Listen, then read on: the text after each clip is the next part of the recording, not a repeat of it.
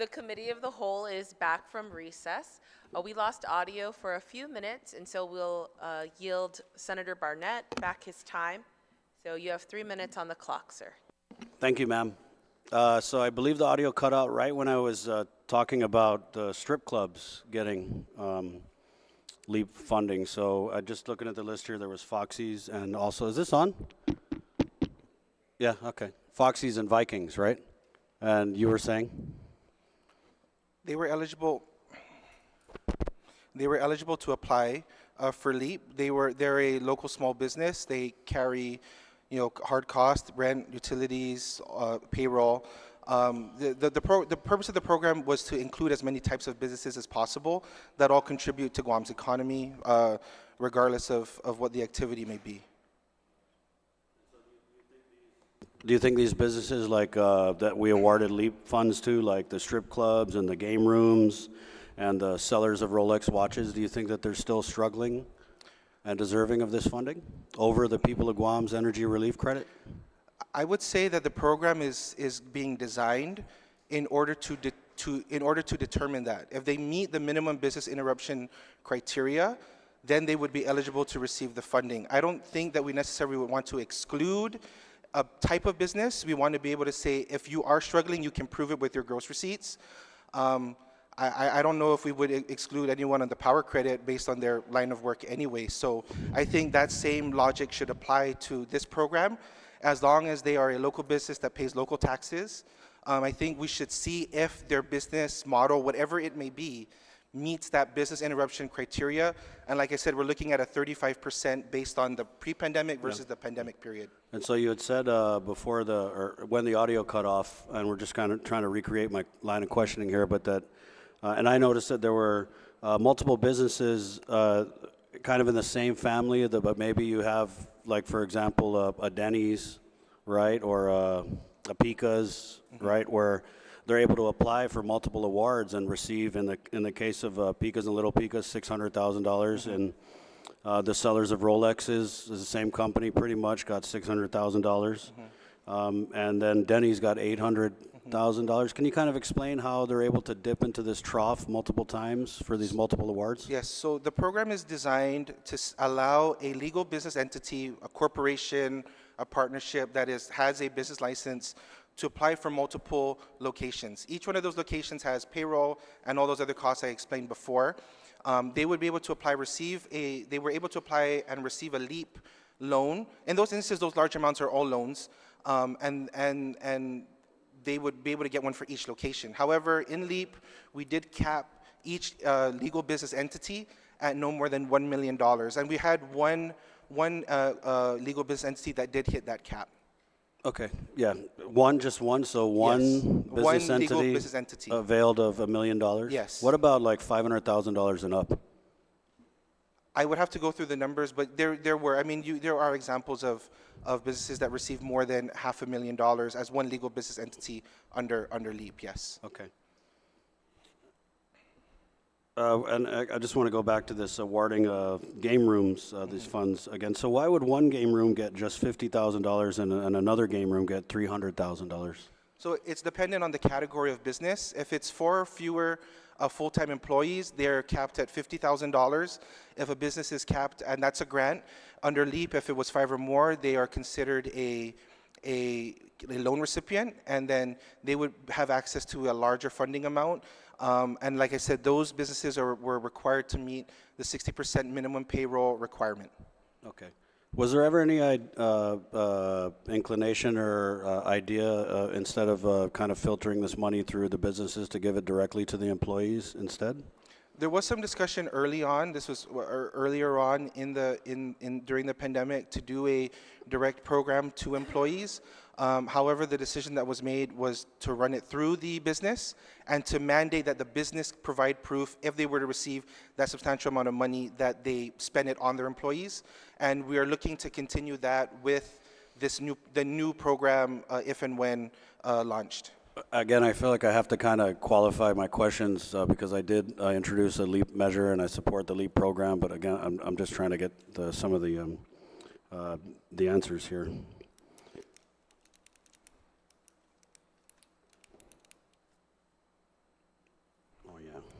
Yeah, that is interesting. So did these, oh, there you go. So the 60% goes to payroll. What type of documentation do these businesses have to provide for the other 40% of the money? So it would be whatever, so they would come in and they would apply for GITA. I know there's a checklist that says you need to provide all these things. So if it's utilities, they would need to provide a utility bill. If it was for rent, they would need to provide proof that the rent was paid.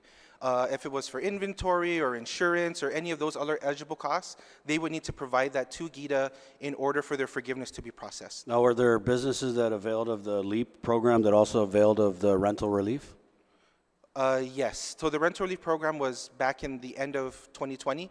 Yes, I can imagine that there were businesses that availed of both. So were businesses that were able to avail of the LEAP funding and the rental relief program also able to avail of the PPP? Yes. Yes. And for example, with the LEAP, there was also the Restaurant Recovery Fund and the small shuttered venue operator grant that SBA also ran. So for LEAP, what we did was we said if you were a recipient of RRF or SVOG, we actually offset their LEAP with whatever they received. And more often than not, they received way more in either RRF or SVOG that they didn't even receive a LEAP award. So we were cognizant of that with regards to RRF and SVOG, so that they didn't get, because those programs made that business whole. They took the loss and met the difference. So we were cognizant of that with regards to RRF and SVOG with LEAP. But businesses could get the rental relief, the PPP, and the LEAP program. Yeah, because the rental relief was based off of having past due rent, and it only covered 2 months worth of rent. So LEAP money was all used forward-looking. So you couldn't have used it for already paid expense. It had to be for forward-looking expenses. Right. And I noticed there were, again, a lot of awards for restaurants, right? But you know, some of these restaurants, and you know, just if you could provide it, some of these restaurants remained open, and you know, I know that they did pretty good through Grab and Grub and these kind of like mobile apps. So what kind of documentation did they have to provide relative to that? So at the time of LEAP, they had to apply. They had to meet, because restaurants were considered a covered establishment, they had to meet the 20% business interruption rate. So if they came in and provided their GRTs, and based on their reported gross receipts, they were at 20% or greater, they were eligible to receive a LEAP award. Now, moving forward, like I said, we are looking at a 35% business interruption across the board. So a restaurant, you are correct, Senator, a restaurant that came in, and remember, this is based off 2021 numbers. So we're looking now at 2022, restaurants are open, there's no more vaccine mandate, so there very well may be businesses that were eligible under LEAP that may not be eligible now, and vice versa. Certain businesses may have had a worse 2022 than 2021. We can only really tell when we see the numbers. And that's why we like using GRTs. It's a quantifiable, auditable amount that we can compare against. Mr. Byrne, in your opinion, could this LEAP program in its entirety be funded, you know, eligibility-wise and through the allowable uses of the American Rescue Plan funds? Could this LEAP program be 100% funded by ARP monies?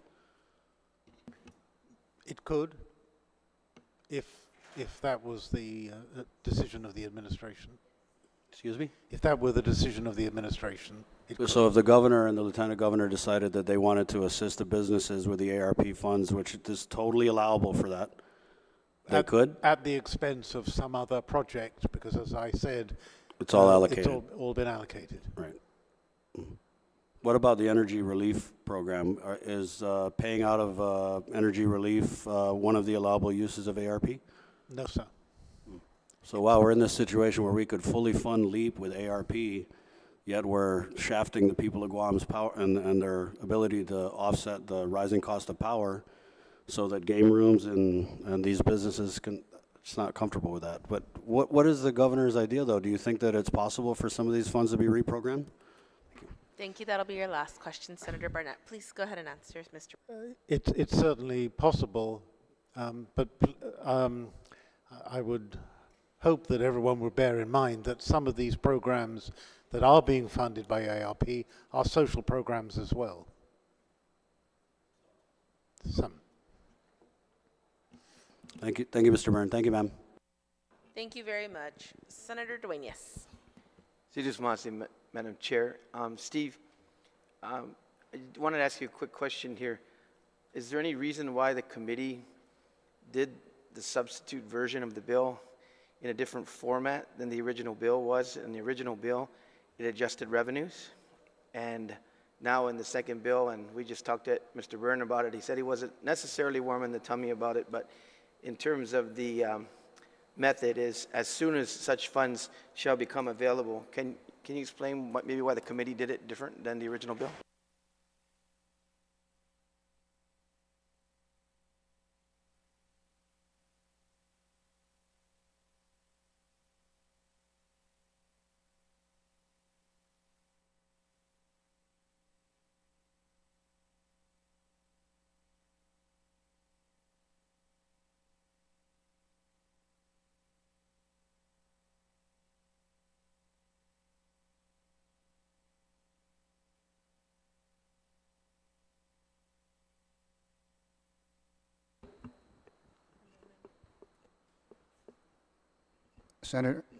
Senator, I would assume the reason why the bill was amended was, I guess, in the original bill as introduced, it did do the way I believe the other two bills were presented, as they adjusted the revenues accordingly. And that was basically the proper way to do it. Now, in the amended bill, it just made it an outright appropriation out of the excess revenues. I can't surmise why it was done that way. I only review bills as presented.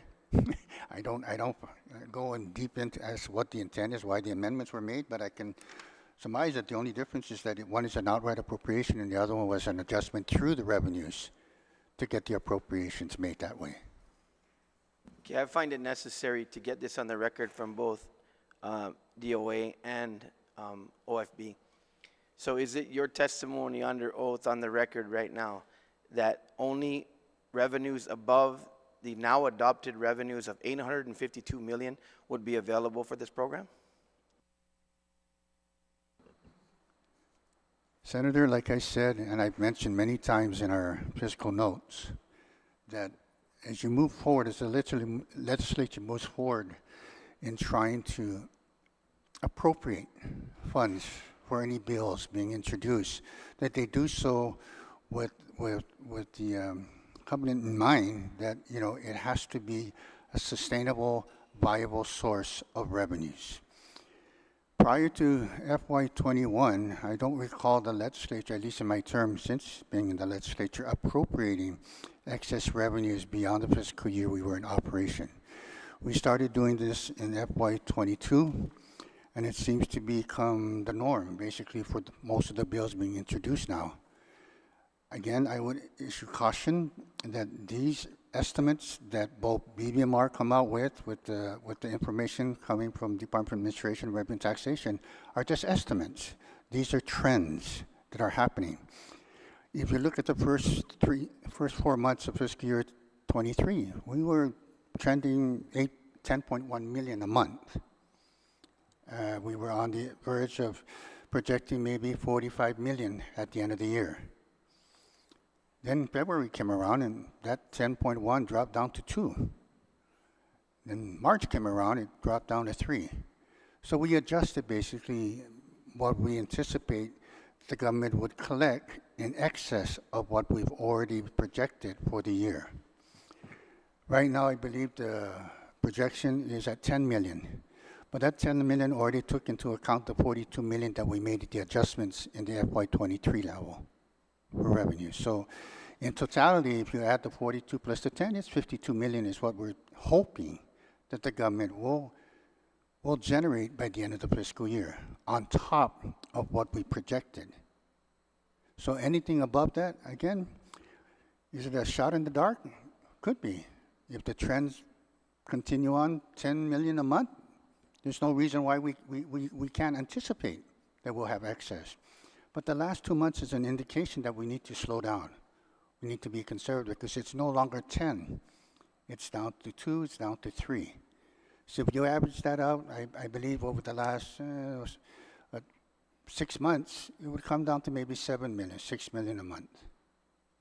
There is an update, so I'll go to Mr. Byrne on this, but I just wanted to get it on the record. There should be, now that we've adopted 852 as the revenue level, it's going to have to be in excess of that before we actually can fund any other program.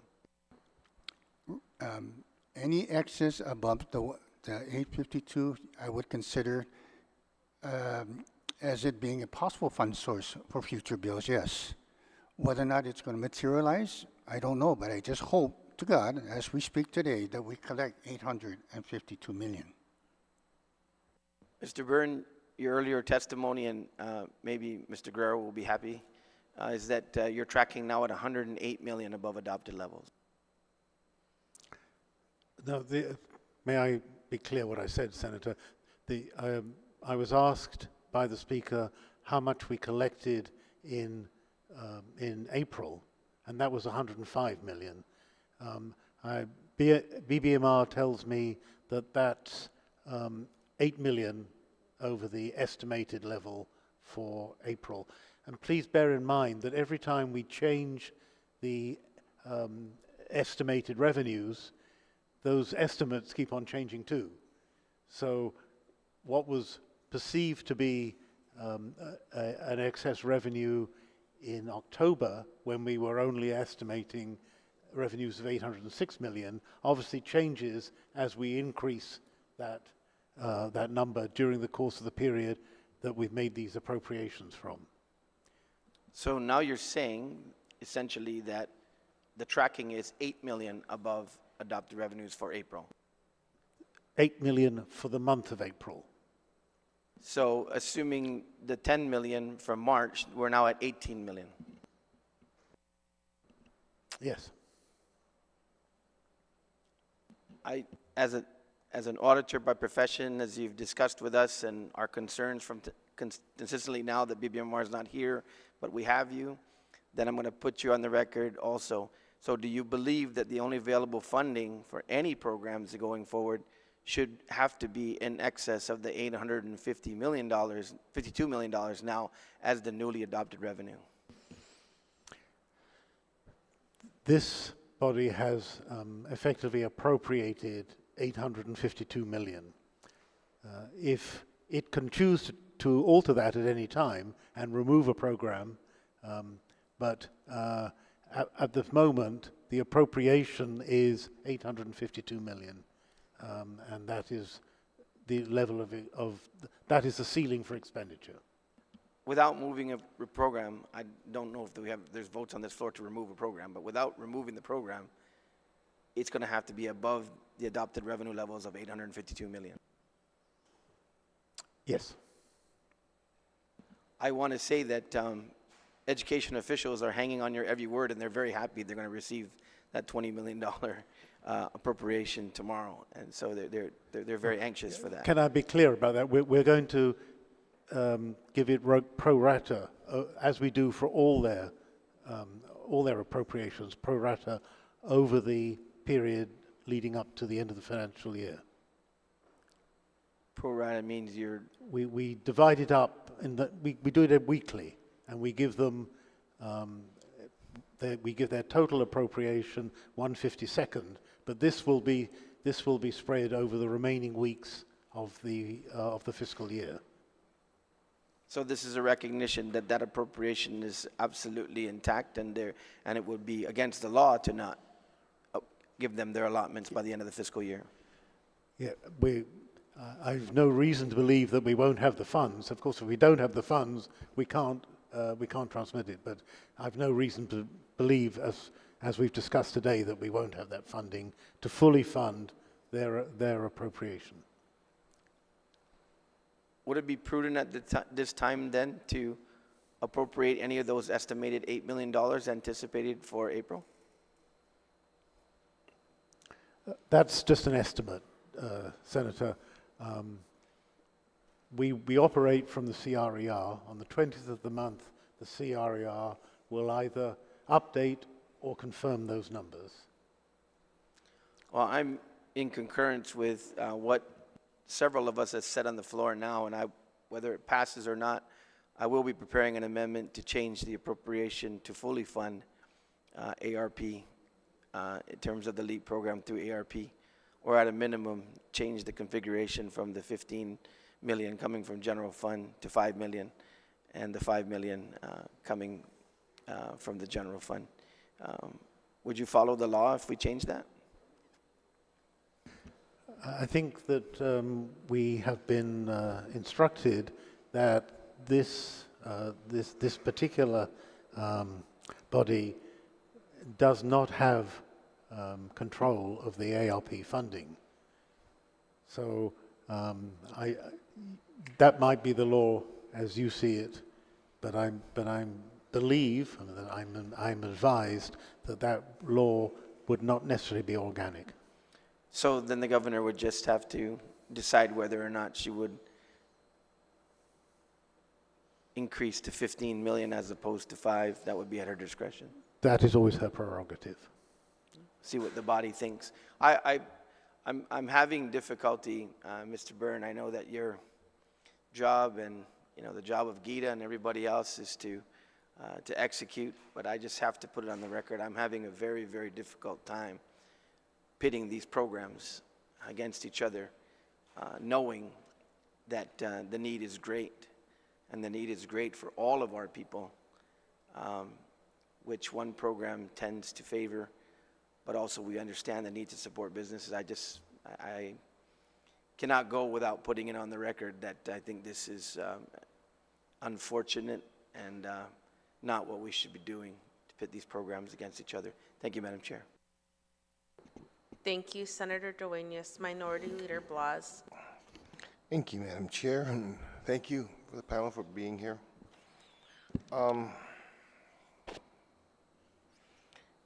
Just so that we can get something pretty clear here, what is our current adopted level that we're working with right now?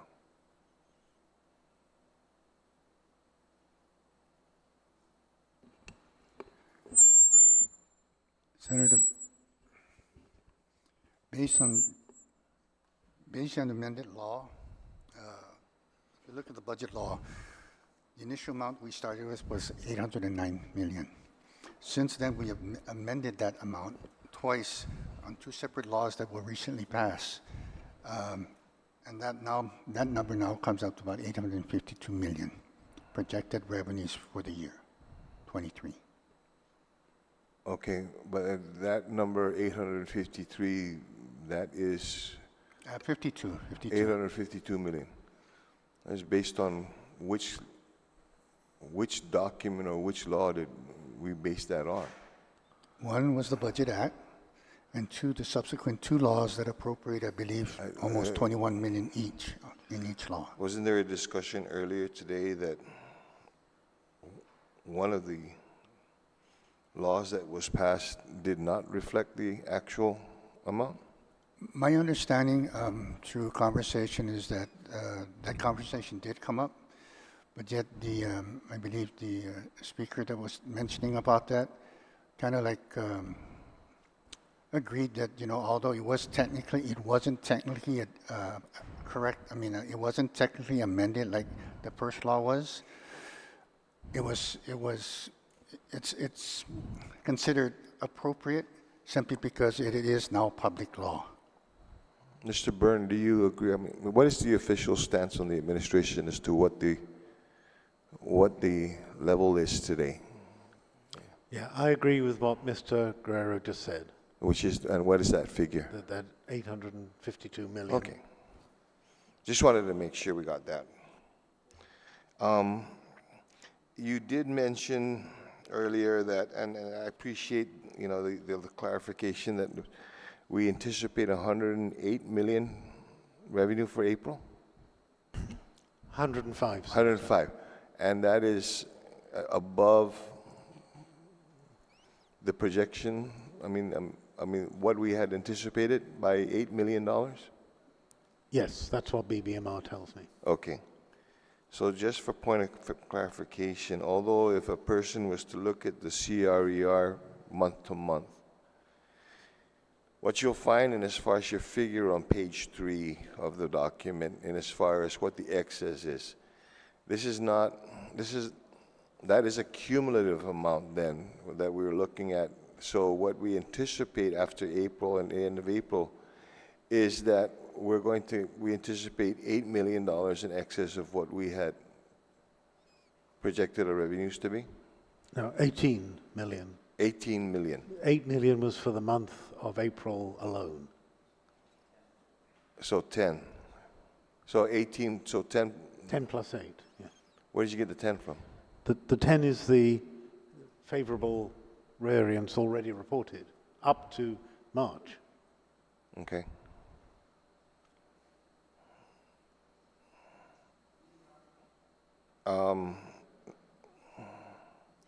What do you anticipate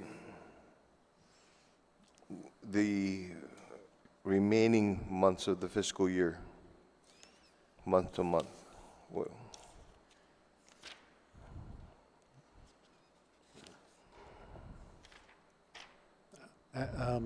As Senator Duenas mentioned, that's not really my field of study. understand. But in order to get to the 852 million from where we are now, including the 105 from April, we have to get 293 million over 5 months. That sounds achievable to me. 290. You have a calculator, what does that mean? Basically, what would you average?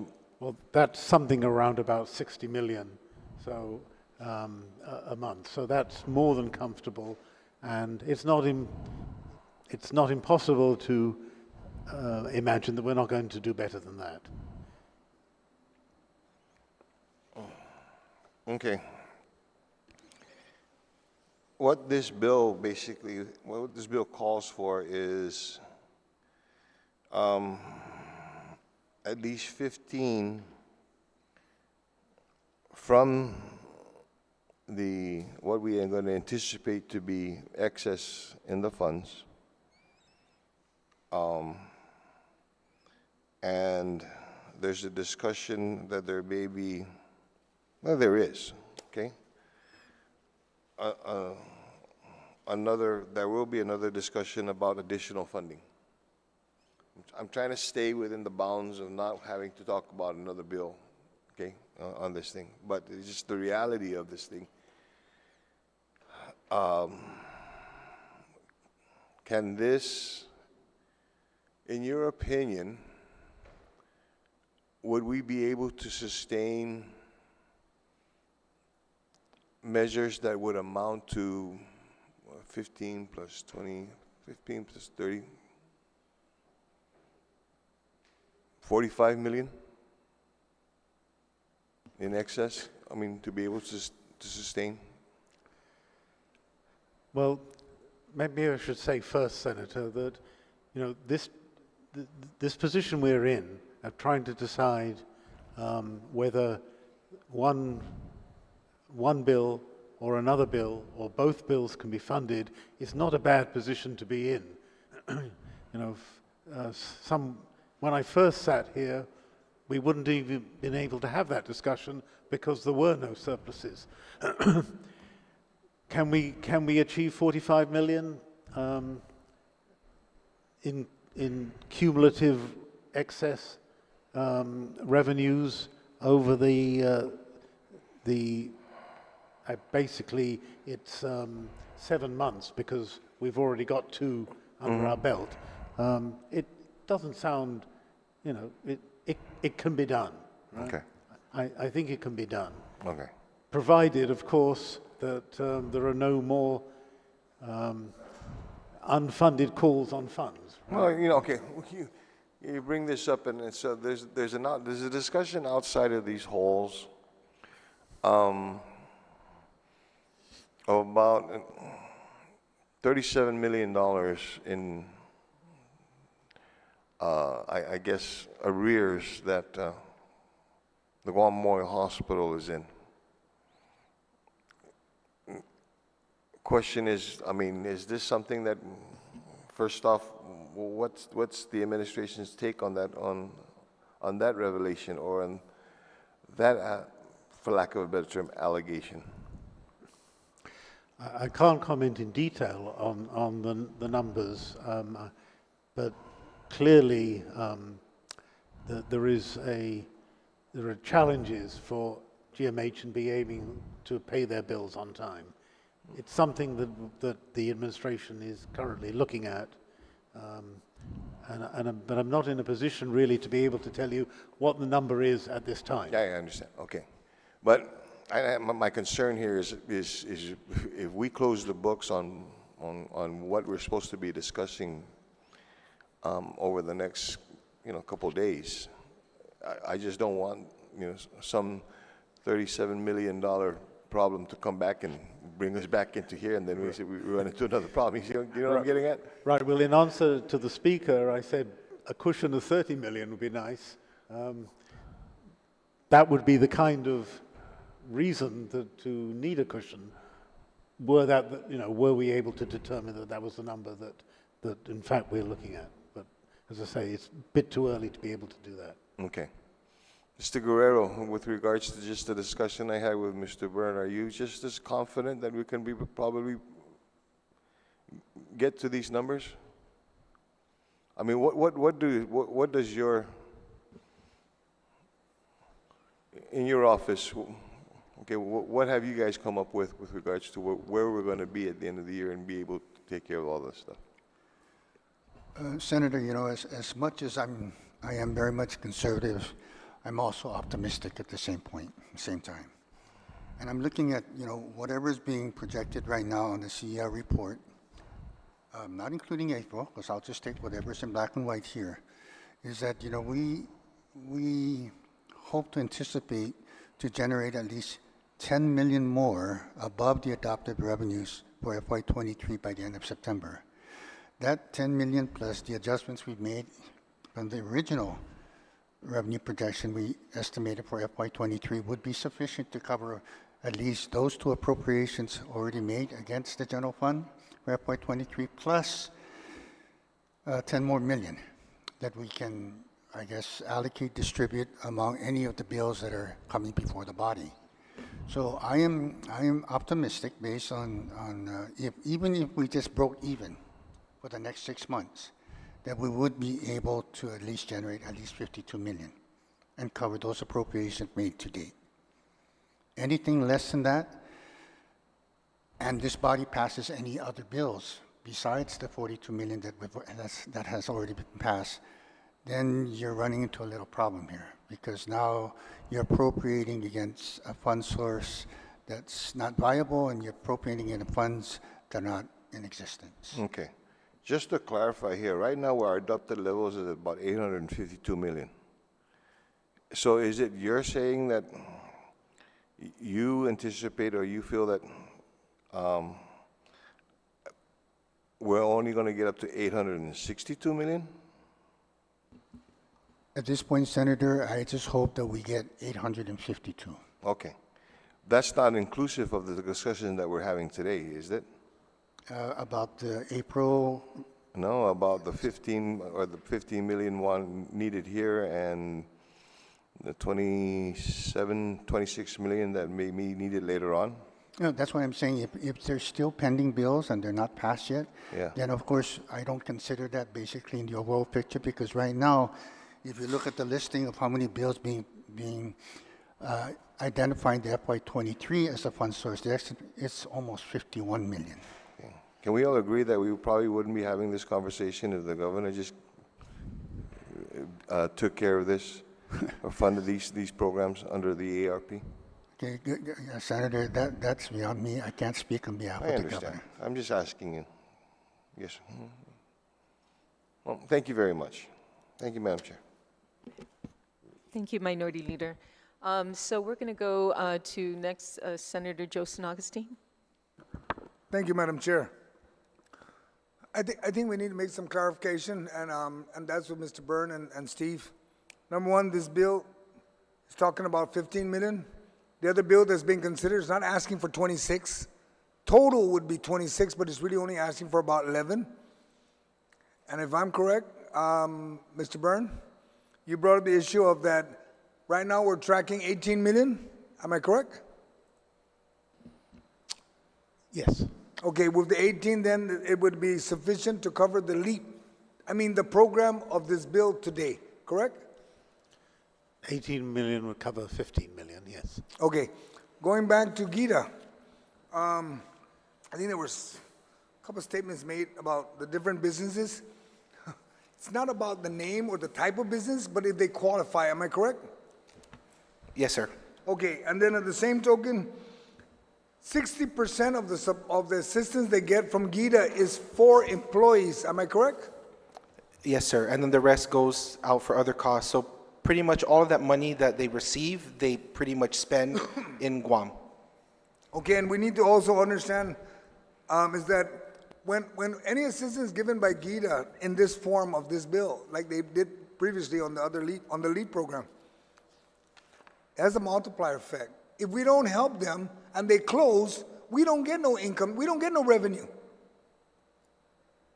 We can talk all about all the revenue and all the assistance we want to give, but if we don't assist them and they start closing or they start downsizing, that also reduces the revenue impact projected, correct? And maybe Mr. Byrne can respond to that also with Gita.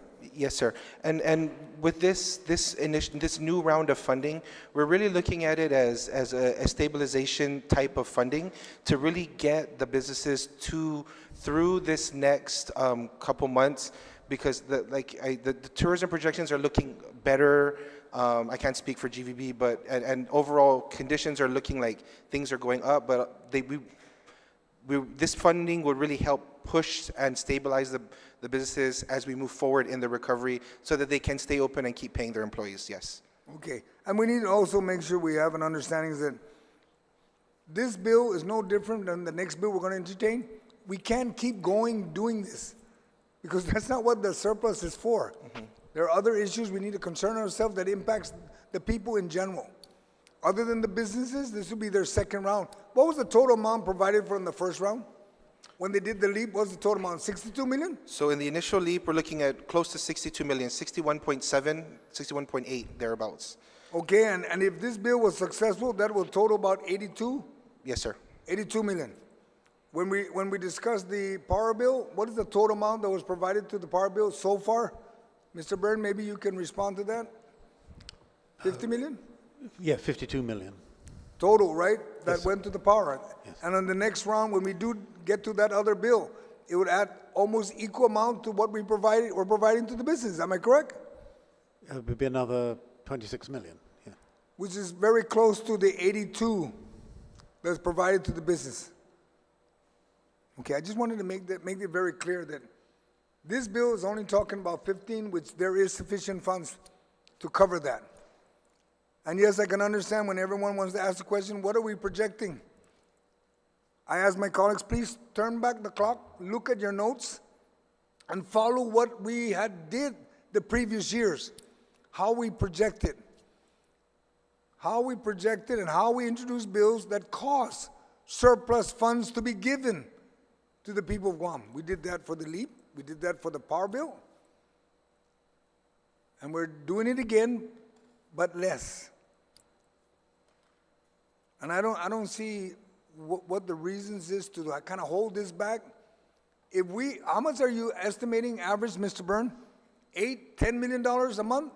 Probably, if we're lucky, 2 to 5 million, minimum 5 million a month at least, in surplus? That sounds reasonable, Senator.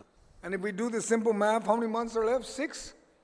Less 5 months? That's 25 million. There's 5 months left. So that makes 25 plus the 18 today makes it just enough to cover both bills, this bill and the next bill. And hopefully, no more bills, so we make sure that we have the cushion when we go into the budget. Am I correct, Mr. Byrne? That's correct, and I guess you could take the view that the more businesses that we have open, the more taxes that we're likely to collect. That's correct. And are you aware if the military buildup or the military contribution is starting to grow? Are you aware if there's any indication stating that? We don't have DRT here, so I'm hoping you may have the answer. I don't have a real answer. I know that the director of DRT, in response to collections on GRT, referred to some fairly large contracts that are in process, and that she was collecting GRT on those contracts. And I believe in the newspaper either today or yesterday, there was another large contract just awarded. That's correct. And at the same time, I think the OPA was finally advised by DRT that he needs to understand that when he starts talking about numbers, he needs to understand there are tax breaks that come with these business licenses. It's not no freebie like you get 100 million or 200 million, it's 200 million. No, it doesn't work that way. There's mechanism in place that allows them to get the tax breaks that even my colleague has introduced, that we try to reduce it so we can have some breathing room and not give any more tax breaks. Am I correct, Mr. Byrne? Yes, sir. Okay. Thank you, Madam Chair. Thank you, Senator Snogestein. At this time, we're going to start our second round, and we're going to make it 7 minutes instead of 5. So we're going to start with Senator Siniklis. You're up next on your second round. You have 7 minutes. Aloha for day again, gentlemen. Thank you. Just going to ask that same question I asked earlier. Based on your projections, and can we do this? Senator, you're asking me. No, do we have the funds to make this work? I know we all been saying projections, and I'm very optimistic. And there's absolutely nothing wrong with that. But if the revenue projections are saying that we can do this, and that's what the projections would support at this time. Yes, sir. Thank you, sir. And also, Mr. Steve, sir, can you comment on that just a little bit more, if you?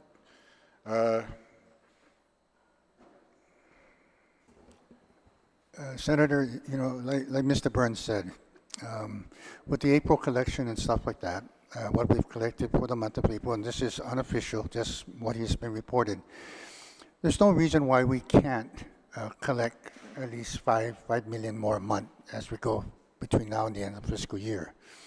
One thing that, you know, I will emphasize is that one thing about budgeting and estimating and forecasting is that it's important to understand the time period involved. And when we do forecasting in government, it's normally on an annual basis. We start in October, we end in September. And through those months, we know the highs and lows of each month and what the government collects, certain categories, certain agencies, certain programs, certain taxes. And the important thing is that, you know, it's always good that when we're collecting more. It's always a good thing. It's always positive. And first couple of months, about 4 or 5 months of this fiscal year, we were on track collecting more. But then, you know, there's always that chance during the fiscal year that it's not going to be collecting at the same rate, and you're going to see a decrease, you're going to see a drop. And those drops are okay. It's all part of the formula. It's all part of the mechanism of how we do this. But you also got to be careful that as we go forward, sometimes in those months that are I call them unperforming months, those unperforming months will basically be covered by the good months. So at the end, it's kind of tapers off and it balances out. And we want to make sure that we're always above. Even if we're $1 ahead, it's always good. So in the respect of whether or not is there money, I'm optimistic that this government can collect. The big question is how much. And the only thing we can go right now is trends. What we collected for the first 6 months, what we anticipate it's going to happen for the remaining 6 months, taking everything else into consideration, the economy, tourism, military.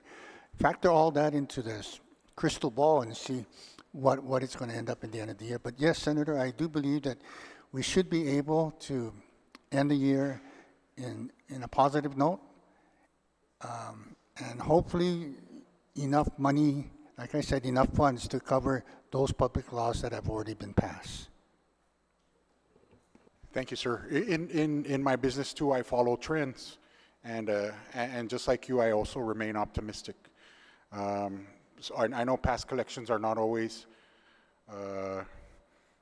telling of future projections and all that stuff, but I understand you all are under oath, and you are telling us that this that we could fund this bill and the other bill So, again, thank you. I really do remain optimistic, and I think this can happen. I also heard that ARP funds are currently allocated and being drawn down by other agencies. Is that correct? They're all allocated, Senator, and expenditure goes on every day of ARP funds. Yeah. Thank you, sir. Thank you. I have no further questions. Thank you again, gentlemen. I really appreciate your testimony. I understand you guys are all under oath, and I take your word for it. And I remain optimistic, and I think we can make this happen. Thank you. Thank you, Senator Nicholas. Senator Cananta, do you have any questions for the panel? Taza consigi. Por favor. Senator Fisher, do you have any questions, or do you want to yield your time again? I don't want to yield my time. Hang on. All right. Do you have any questions? I have some questions. Do you have any idea, anybody, how many taxpayers are on Guam? I can only tell you from a recollection of the report that DRT does. Okay. I think there are around about 60 or 70,000 personal income tax returns. That's just my recollection. Okay. We have some people who are watching us this afternoon, and just to make sure we're all on the same page, did the government of Guam, during the course of the last pandemic, receive any ARP funds? I hope the people that are watching us are all paying their taxes. ARP funds. Did the government of Guam receive any ARP funds? The government of Guam received ARP funds from the federal government. Okay. What does ARP stand for? American Rescue Plan. What is that money that the federal government doled out? What is the money intended for? Well, the rules and regulations and the intent that's actually included therein is actually pretty well set forth in the 108 pages of the final rule issued by U.S. Treasury. Thank you. But the answer to the question, what is that for? There's multiple things in there. Okay. Can you give us examples? I think the biggest one that I think the word that comes up most is economic recovery. Okay.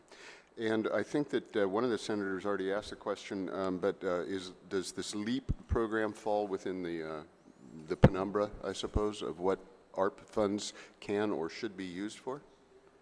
LEAP and several other programs. As I mentioned, there are other social programs that are being funded that way. Okay, that's terrific. And the funds that we receive, are they on deposit anywhere? Yes, Senator. I'm sorry? Yes, Senator. Do you know where they are on deposit?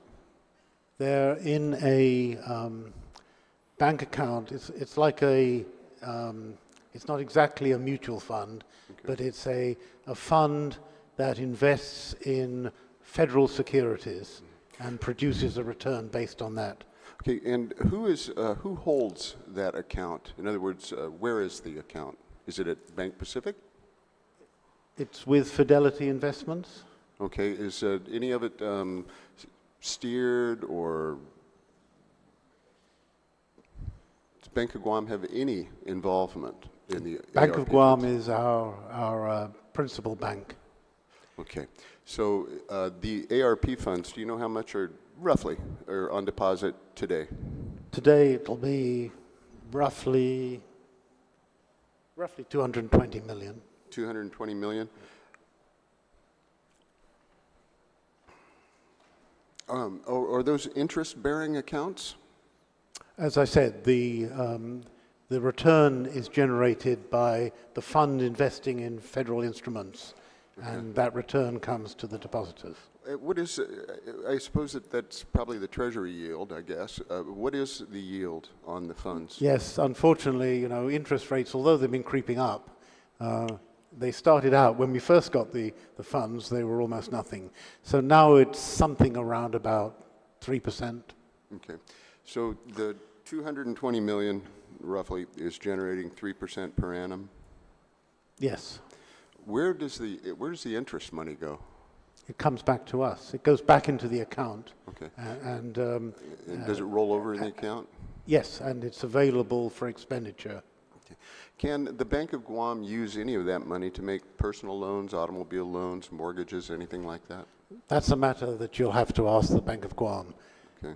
You understand my concern. I wouldn't want to think that the ARP money was growing stale in the accounts just so Bank of Guam can generate income.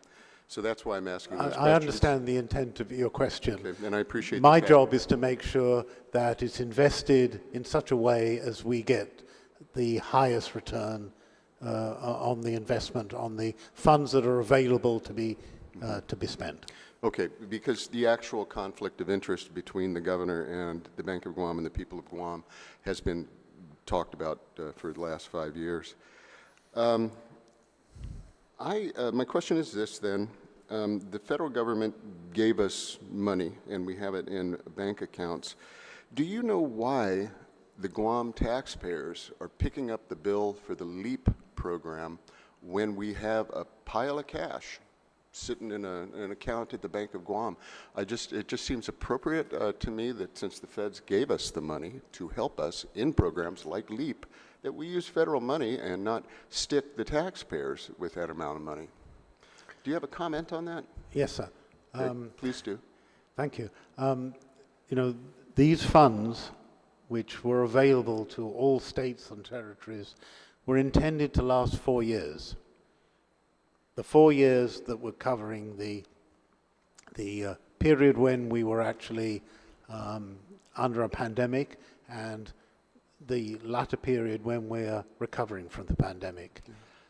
Those 4 years, so the rule is that the funds have to be obligated by September 2024 and spent by September 2026. So, okay, so obligated. So the governor has at least another, I don't know what that is, months, over a calendar Another year. 18 months, roughly. Another 18 months to figure out what to do with the money?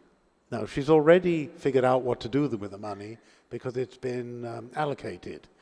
But not- Obligated means that we have to have an encumbrance or having spent it. Okay. Has all that money been obligated? No. So- No, not as I gave you the numbers. Yeah, There's okay. about 20 million currently in encumbrances. I'm sorry, did you say 20 or 220? 20 million in encumbrances, 220 yet that is the resultant balance. I understand. So there's $220 million unobligated, unprogrammed, I suppose, that's just floating around there for us to use. Floating around is kind of a fanciful way of putting it. But you These take my point. These funds were intended to be used over the 4-year period, and we've got 18 months yet to encumber them, and actually, you know, another 2 years beyond that to spend them. Okay, so, well, it seems to me we've been sitting on that money for quite some time. Let's spend it. Let's spend it. Let's spend it. Let's use it for the LEAP program. That's what it's there for.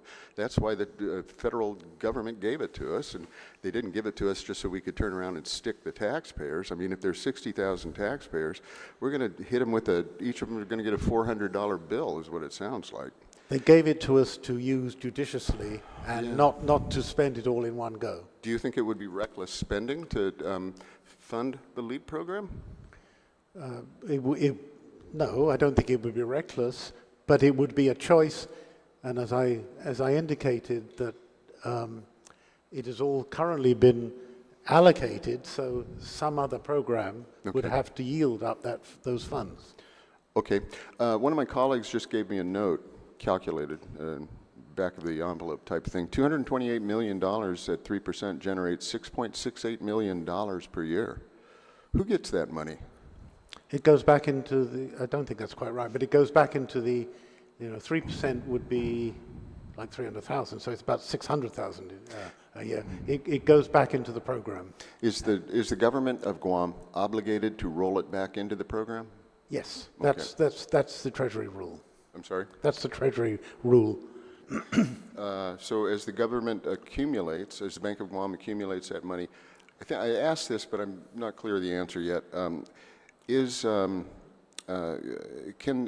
Can the Bank of Guam use it for their own business? In other words, investments and so forth? As I explained, it's not in Bank of Guam, it's in this Fidelity investment. Okay, and Fidelity investment. Well, I assume that they invest it. I mean, They should. invest it in the government, in these federal instruments. Okay. That's what produces the return.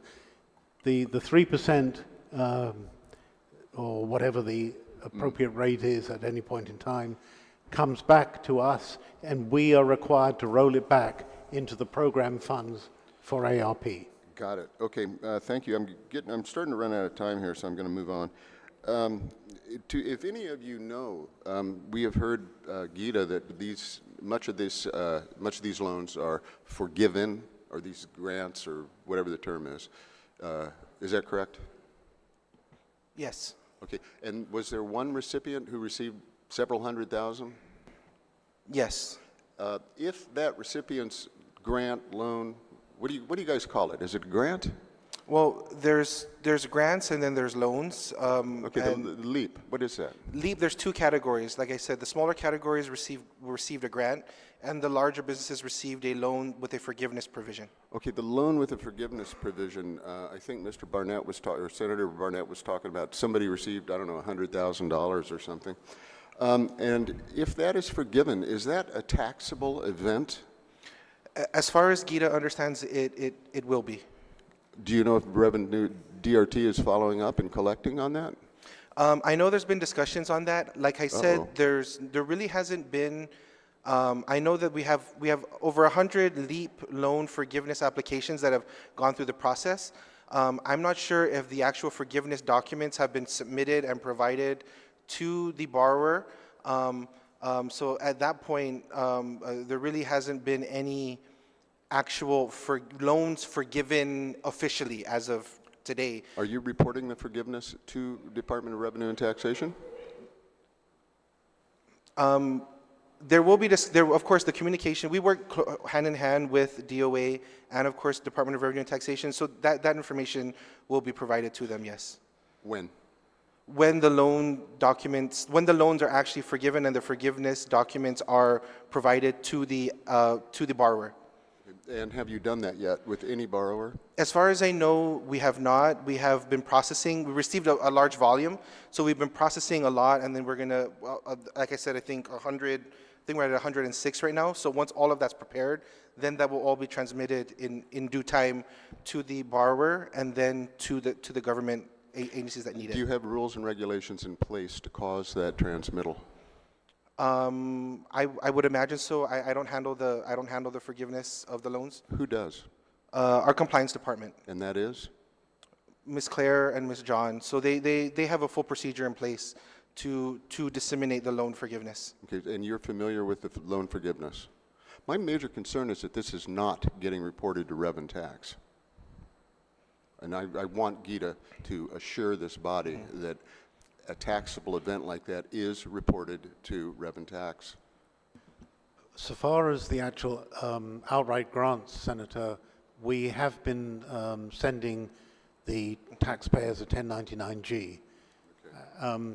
As Gita has said, we haven't had a forgiveness yet, but it is certainly our intention, and this is something that I mentioned right at the beginning of the program, to file the appropriate documentation with the taxpayer and Rev and Tax at that point.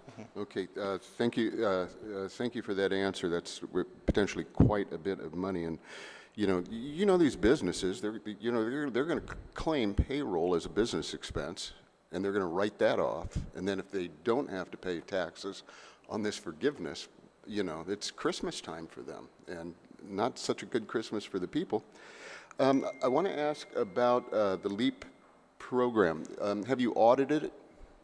Audited repayment? Or excuse me, well, oh yeah, have you audited any repayment on the LEAP program? I'm sorry, sir, can you repeat the question? I didn't really Have you audits? Is anything about the LEAP program being audited? As of right now, in terms of like an audit from the OPA or anything, no. For internal, Gita. Well, we did do upon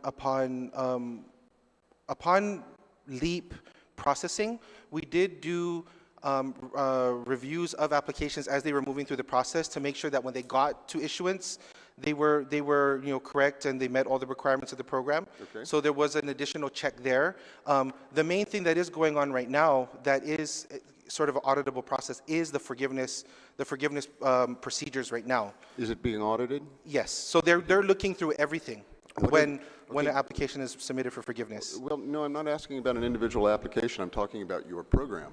Is it successful? And if it is successful, tell us how you know that. It is successful in that the procedures that we have in place for LEAP, we have used time and again for the other programs, so we've refined it every single time. The LEAP program really is, it is quantifiable. So there's nothing based on who the business is or anything like that. It's based on the numbers. So, and like I said, we've instituted checks along the way when an application is moving through the process to verify the numbers. There is a case management team, there's an input team, there is a team that reviews what the inputter has prepared. Sure. So there's all of those procedures in place to really ensure that the businesses that receive the money are actually eligible and meet the criteria of the program. In that way, the program has been successful. It has also been successful in that the applications forgiveness have been coming in. So they are very well aware that if they don't receive that forgiveness, it becomes a loan. So in that way, with all the internal checks that we have put on the program and in our constant review, and we look at the successes of LEAP in the formation of the new program, that the program has been successful. Okay. I appreciate that. My major concern is that we might end up throwing good money after bad. And right now, I don't have anything in front of me that tells me the LEAP program is working. I trust your good faith, and I trust your hard work in this, but I need to see some numbers that it's actually working before we spend all these millions of dollars from the taxpayer's pocket, which of course could come from the federal government, but we won't go into that again. So it's very difficult. It's very difficult to come forward and give you all money in this LEAP program. I support it too, but it has to be a well-run program. Give us an audit. I don't want to throw good money after bad. Thank you very much. Thank you. Thank you, Senator Fisher. Senator Titagui. Thank you. And Matt, just to continue from Senator Fisher, I asked your chairman, David John, while his confirmation hearing, if there's been an audit done for the LEAP, and he said no.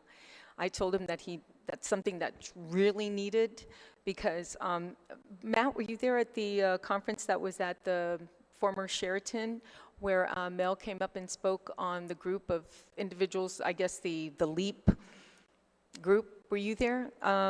It was at the Sheraton in a conference, yeah. I was not in attendance. Okay, well, I was there, and then Mel had mentioned that the LEAP program, many of the awards that were given out to these companies or businesses, many of them had to return it because they were not spending it correctly.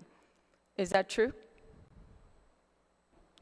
Like salaries, particular that she mentioned was salaries. The money was supposed to be given, a certain amount was supposed to be spent on salaries, and they found out it was not. So what happened? I'm not sure about that comment. The way the LEAP program worked was, if it was a loan, they had 12 months to spend the money. So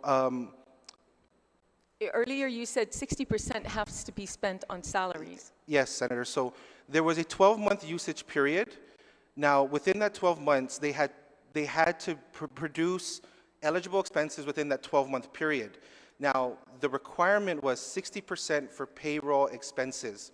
I'm not sure where you're getting that statement from our administrator. I don't have a... It was at a conference. There was like at least 100 people in the same room listening to her. I mean, with all due respect, Senator, I was not in that conference. What I can say is that the program looks at the expenditures of the business when they apply for forgiveness. So we're going through that process now.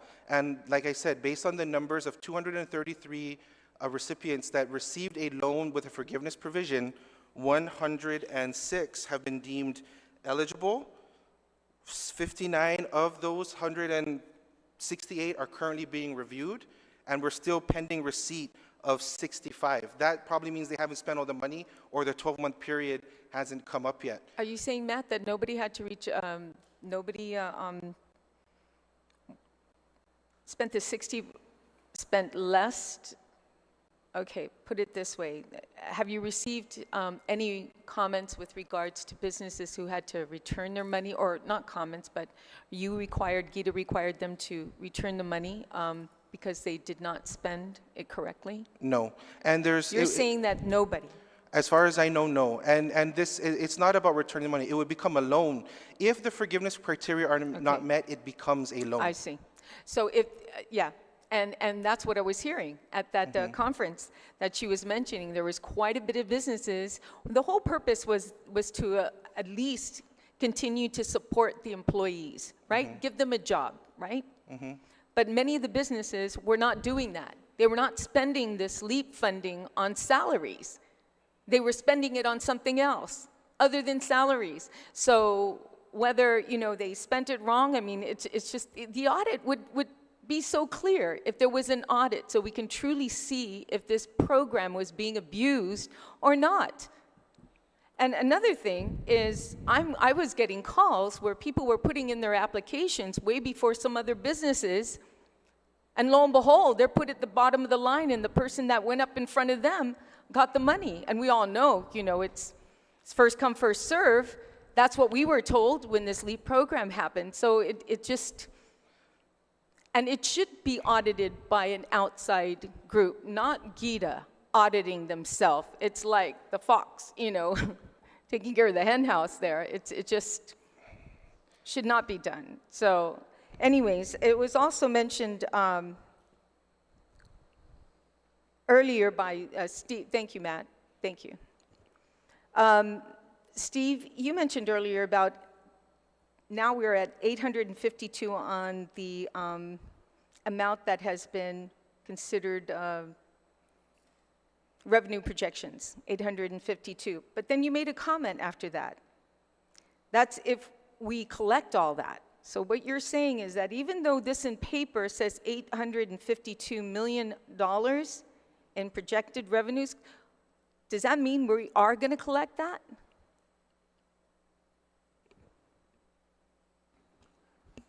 Senator, like we project every year, if you go back to the original 809 million that we projected for FY23, the thought in theory is by the end of September 30th, we're going to collect 809 million. During the course of the year, as revenue started coming in excess of that 109 million spread over 12 months, it was determined that we were collecting at the time, I believe, 45 million above revenue projection. Those excess monies now have become basically a target basically for appropriations for all the bills being introduced in the legislature.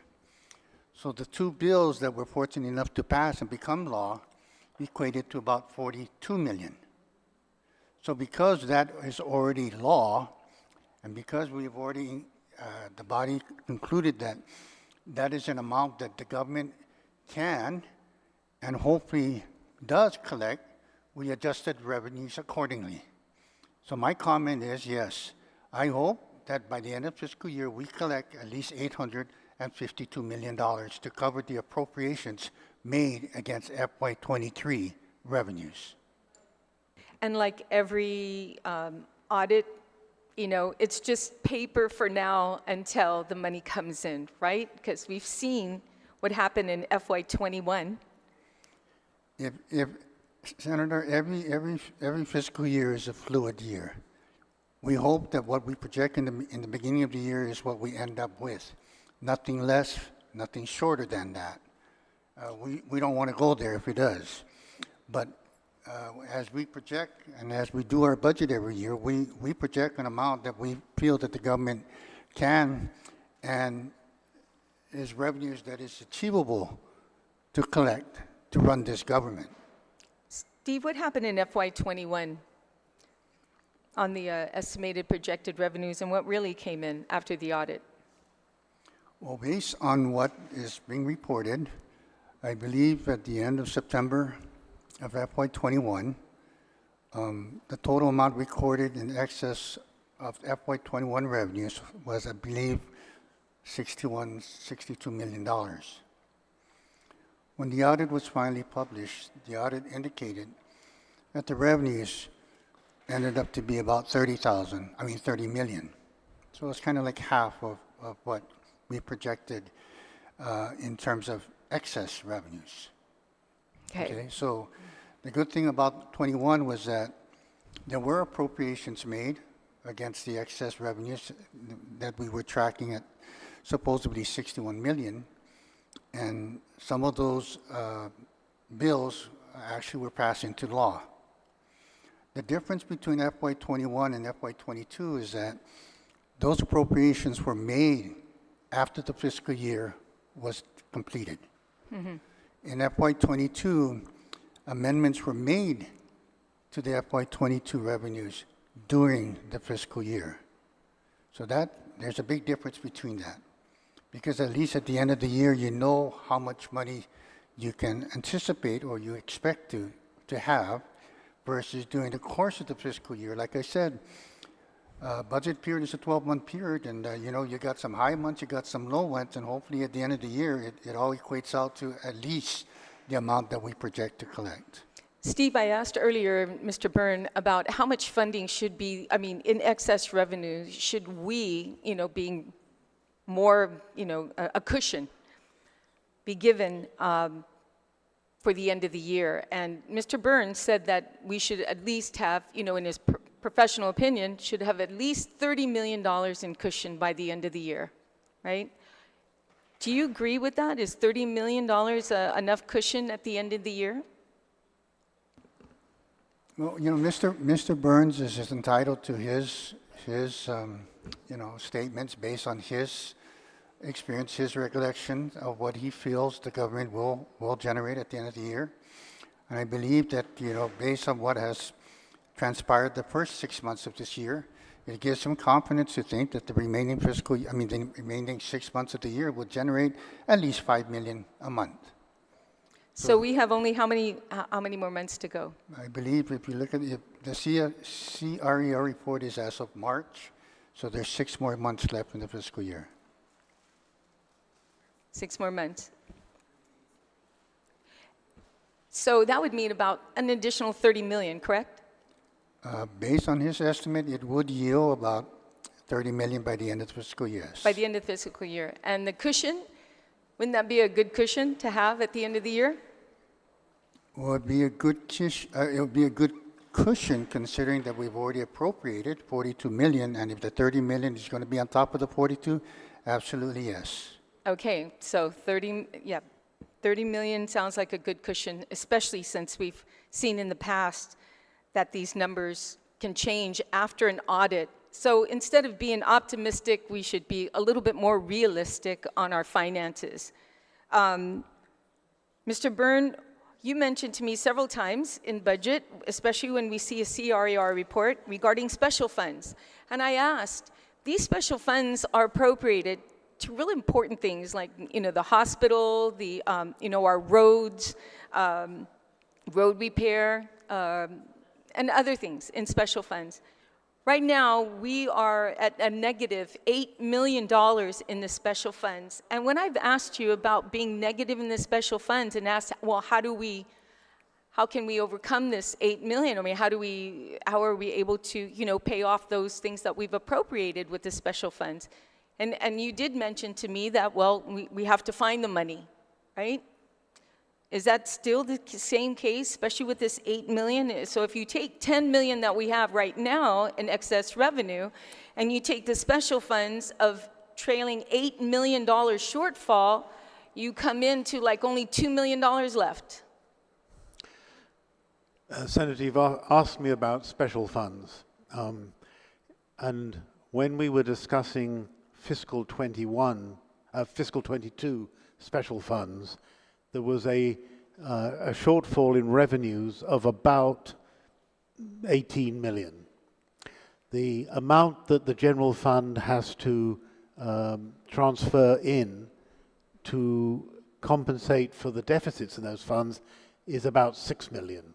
So you can't just look at the shortfall in revenues. I think I've explained before that you also have to contemplate the savings and expenditures that offset those revenue shortfalls. So it's not exactly one-to-one like you're describing it. Are you But anticipating some areas that we've over-appropriated some agencies, that there will actually be some excess revenue there to cover those shortfalls?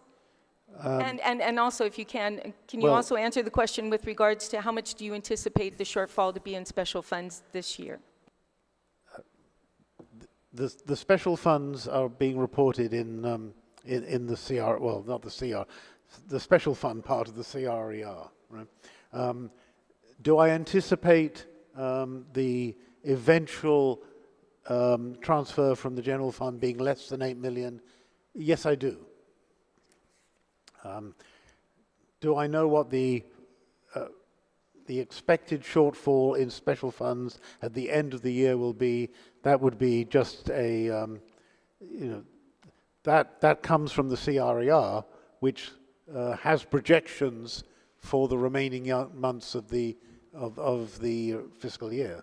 You can see it on the March report. I'm sorry, Mr. Byrne, did you mention how much it'll be at your anticipated amount of, Well, at what the will be a moment, shortfall for special funds? What's your estimate? I mean, you're making all these estimates, guesstimates, so what is your guesstimate on the shortfall it'll be at the end of, in the next 6 months, at the end of 6 months? well, I would rather answer it from the CRER, and that's about 1 million. That's about 3 million. Just based upon the numbers on where it says overage shortage in the March report is about 3 million. Right now, it's showing 8 million. I don't quite understand. I'm asking, right now, in the month of March, we are $8 million short in the special funds. By the time September comes around, or the end of September, do you think it'll be 8 million? Or do you think that's going to grow like it did last year, where it was 18 million? I'm not seeing 8 million, Senator. Okay, you're not seeing 8 million. That's what I'm seeing. Doing the math, and 1 minute recess, Madam Chair, while I pull this up. Take a moment's recess.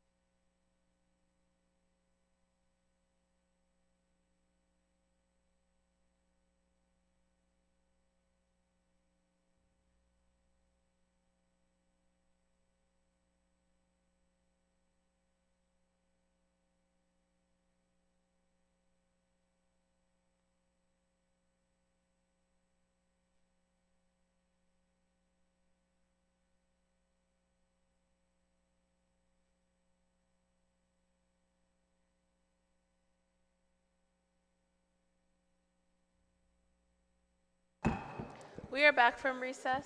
Yeah, Mr. Byrne, if you look at the special funds, we're already showing there's a $5.8 million in shortfall just on the Healthy Futures Fund alone. 1.9 million in the Guam Highway Fund right now, 848 in the Guam Educational Fund. We are short in Customs and Quarantine, 241,206, and then we have 860,604 in solid waste shortfall. That is about 8 million. Yes, but you're not counting the surplus that we're of 4.5 million that we're showing in the Tourist Attraction Fund. But we can't take Tourist Attraction Fund. Point of order, Madam Chair. Yes, thank you very much. Senator Tidegly, that is your time, so.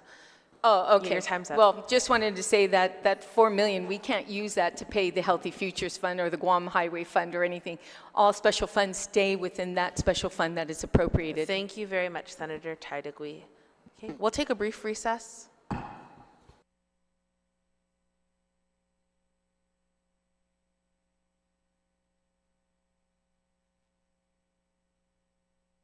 We are back from recess, colleagues, and we will take recess today until 9 a.m. tomorrow morning. See you then.